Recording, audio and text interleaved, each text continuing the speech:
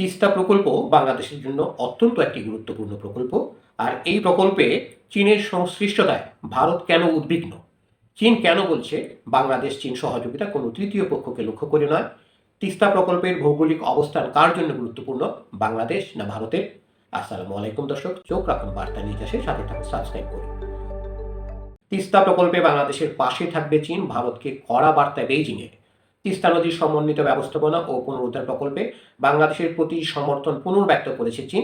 একই সঙ্গে বেইজিং স্পষ্ট করেছে বাংলাদেশ চীন সহযোগিতা কোনো তৃতীয় পক্ষকে লক্ষ্য করে নয় এবং এ সহযোগিতা বাইরের যে কোনো প্রভাবমুক্ত থাকা উচিত।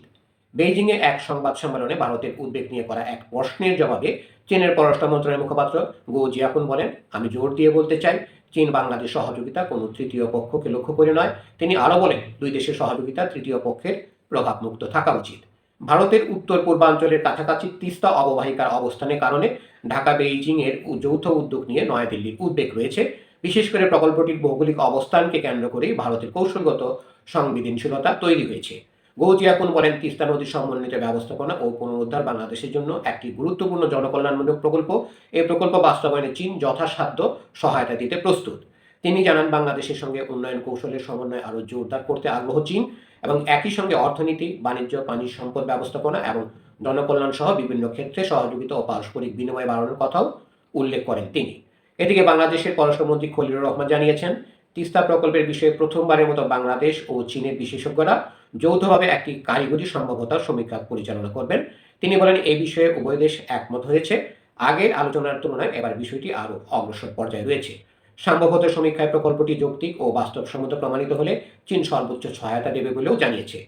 তিস্তা সহ বাংলাদেশের নদীগুলোর ব্যবস্থাপনায় সহযোগিতা জোরদারে ঢাকা ও বেজিং এর মধ্যে একটি সমঝোতায় পৌঁছেছে। ফলে তিস্তা প্রকল্প নিয়ে ভবিষ্যতে কী ধরনের ঘোষণা আসে সেদিকে ভারতের নিবিড় নজর থাকবে বলে ধারণা করা হচ্ছে। এর আগে চলতি বছরের জানুয়ারিতে বাংলাদেশ পানি উন্নয়ন বোর্ড এবং চীনের রাষ্ট্রায়ত্ত প্রতিষ্ঠান পাওয়ার চায়নার মধ্যে সমঝোতা স্মারকের মেয়াদ বাড়ানোর চুক্তি সই হয়।